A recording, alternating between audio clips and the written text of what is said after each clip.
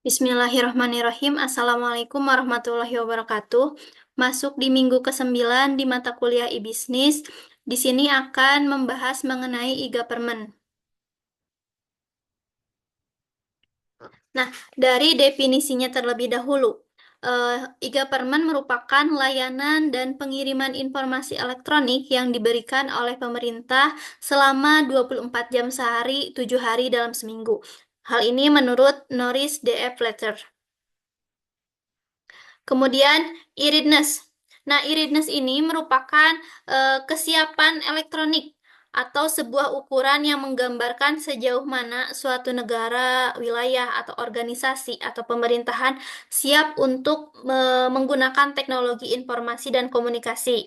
Nah, di sini e-readiness mencakup dua hal, ada connectivity, ada information security. Nah, kalau dari segi connectivity, apakah jaringan sudah tersedia secara luas dan dengan harga yang terjangkau? Kemudian, kalau dari segi information security, apakah jaringan dan tempat penyimpanan data sudah bisa dipastikan aman?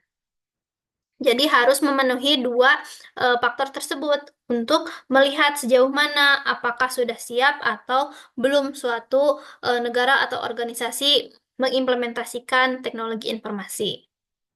Kemudian di sini ada tahapan e-government. Yang pertama ada implementasi, memperkenalkan kemunculannya pada masyarakat.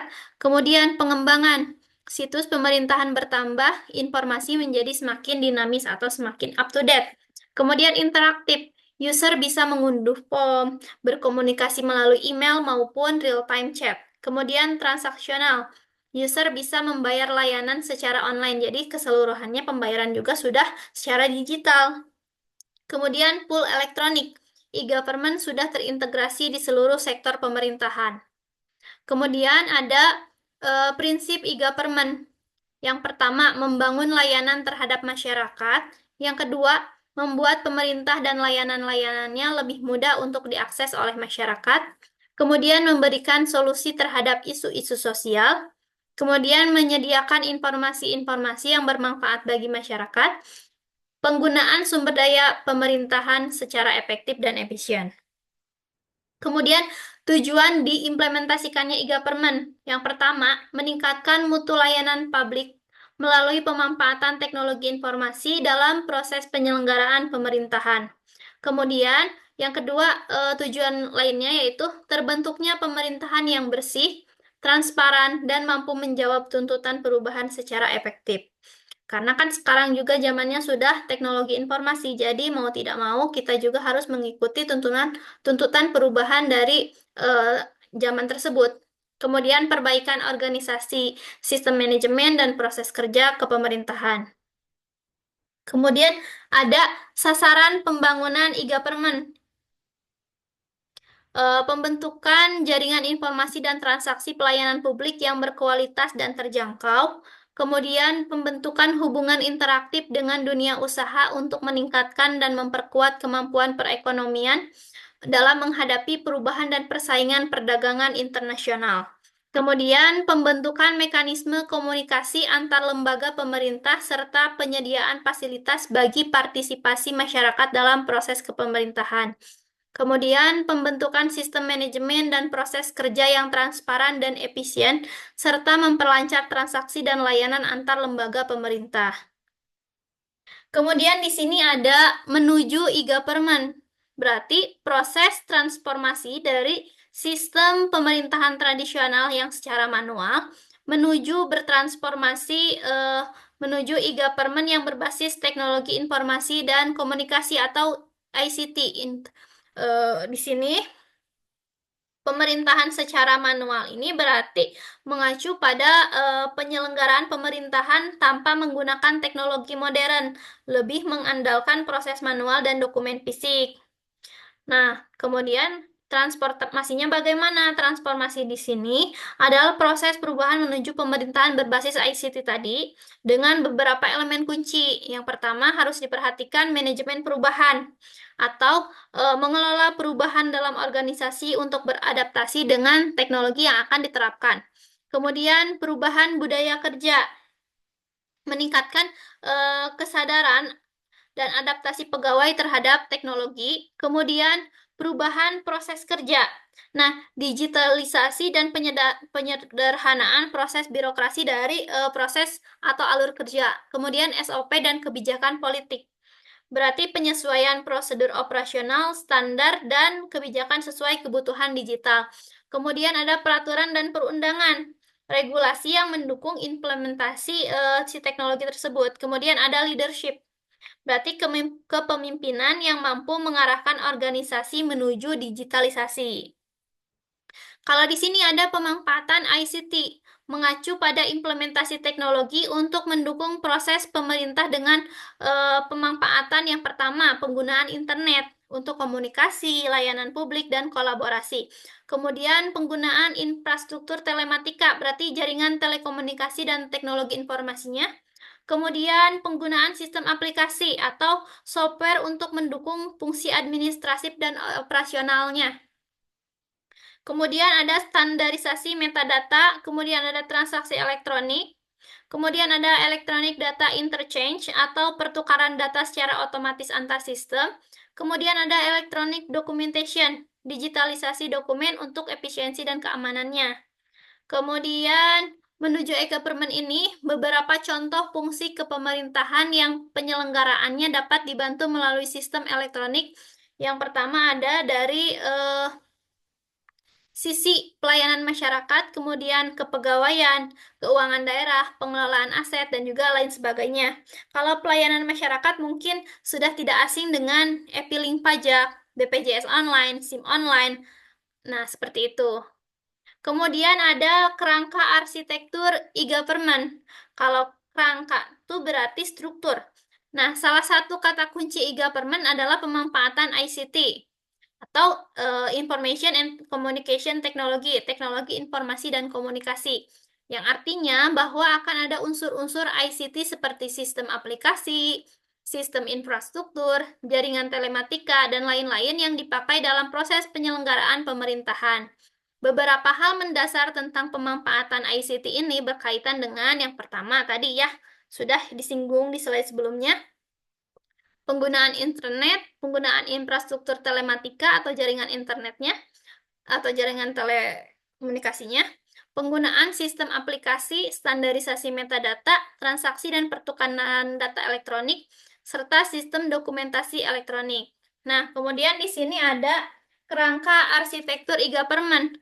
Nah, kerangka arsitektur e-government ini berarti merujuk pada struktur yang digunakan untuk merancang, mengembangkan, dan mengelola sistem pemerintahan elektronik, di mana sistem ini nanti yang akan menghubungkan berbagai instansi pemerintah, sektor swasta, dan masyarakat. Di sini ada beberapa tahapan atau beberapa layer. Di sini ada infrastruktur dan aplikasi dasar. Tools yang digunakannya misalkan e-billing, e-prokur, atau e-pengadaan ya. Sistem pengadaan. Kemudian ada standar and security. Kemudian di sini dari layanan itu authentic dan public key. Kemudian ada internet, kemudian ada electronic document dan data management. Kemudian di sini untuk organisasi pengelolaan dan pengolahan informasi, ada kepresidenan, kementerian dan lembaga, pemerintah daerah, utilitas publik. Kemudian portal pelayanan publik. Di sini ada beberapa sisi ya, ada sisi pendidikan, kesehatan, kependudukan, perpajakan. Kemudian untuk dari segi akses, itu untuk jaringan telekomunikasi, kemudian internet aksesnya. Kemudian di sini ada aplikasi e-government. Di sini aplikasi e-government di mana di sini merupakan diagram yang menjelaskan struktur aplikasi e-government itu seperti apa. Di sini ada tingkatan aplikasi. Diagram terbagi menjadi beberapa tingkatan aplikasi. Ada aplikasi dasar, kemudian aplikasi fungsi kepemerintahan dan kelembagaan, serta ada komponen pendukung, kemudian ada layanan. Nah, di sini kalau untuk aplikasi dasar, merupakan fondasi dari aplikasi e-government yang mencakup aplikasi dasar umum. Nah, aplikasi dasar ini mendukung fungsi dasar untuk semua lapisan government. Nah, di sini tingkat ini terdiri dari 3 grup utama yang berdasarkan orientasi layanannya. Yang di sini berdasarkan atau fokus pada layanan publik, kemudian yang ini fokus pada layanan untuk bisnis, dan untuk yang ini fokus pada layanan internal pemerintah. Kemudian di sini ada aplikasi fungsi kepemerintahan dan kelembagaan. Sama ya, di sini berorientasi pada publik, bisnis, dan juga pemerintah. Kemudian di sini pada layanan atau service. Di sini ada share service. Berarti share service ini berisi layanan bersama yang digunakan secara kolektif oleh berbagai komponen. Kemudian ada tiga portal, public dan internal portal. Berarti portal utama yang menghubungkan masyarakat, bisnis, pemerintah, dan komunitas atau komunikasi dan akses informasi. Kemudian ada kategori pengguna, di sini ada masyarakat, kemudian ada bisnis, government, dan community atau komunitas ya. Kemudian di sini ada komponen pendukung, di mana di kolom hijau ini mencakup komponen pendukung yang terdiri dari Internet Enable Integration atau integrasi aplikasi berbasis internet, kemudian Application Communication, berarti komunikasi antara aplikasi, kemudian ada User Application Integration Scheme, berarti skema integrasi pengguna dengan aplikasi. Kemudian ada Security Service atau layanan keamanan untuk melindungi data dan akses. Nah, diagram ini menunjukkan bagaimana e-government dirancang untuk melayani kebutuhan pengguna, mendukung integrasi, dan memanfaatkan layanan bersama agar e-government ini bisa secara efisien. Kemudian contoh aplikasi e-government. Di sini ada aplikasi dasar, sistem dokumen elektronik, basis data penduduk atau database penduduk, kemudian ada GIS, basis data keuangan, basis data pegawai. Kemudian aplikasi fungsi kepemerintahan dan kelembagaan, ada sistem kependudukan, potensi daerah pariwisata. Kemudian sistem keuangan, sistem kepegawaian. Nah, kalau dari segi layanan ada public service broker, kemudian ada e-gov public portal dan e-gov internal portal. Nah, kalau untuk komponennya itu ada masyarakat, bisnis, government, dan community. Kemudian ada kelompok sistem. Kelompok sistem aplikasi e-government, ini ada beberapa ya. Kalau misalkan yang berorientasi fungsinya melayani kebutuhan dan kepentingan masyarakat, maka dinamakan dengan government to citizen. Kalau misalkan sistem atau kelompok sistem aplikasi e-government yang orientasi fungsinya melayani kebutuhan dan kepentingan kalangan bisnis, berarti dinamakan dengan government to business. Kalau misalkan kelompok sistem aplikasi e-government yang orientasi fungsinya itu melayani kebutuhan internal lembaga kepemerintahan atau kebutuhan dari pemerintah daerah lainnya, berarti dinamakan dengan government to government, berarti pemerintah ke pemerintah lagi. Kemudian di sini ada aplikasi e-gov pemerintah daerah.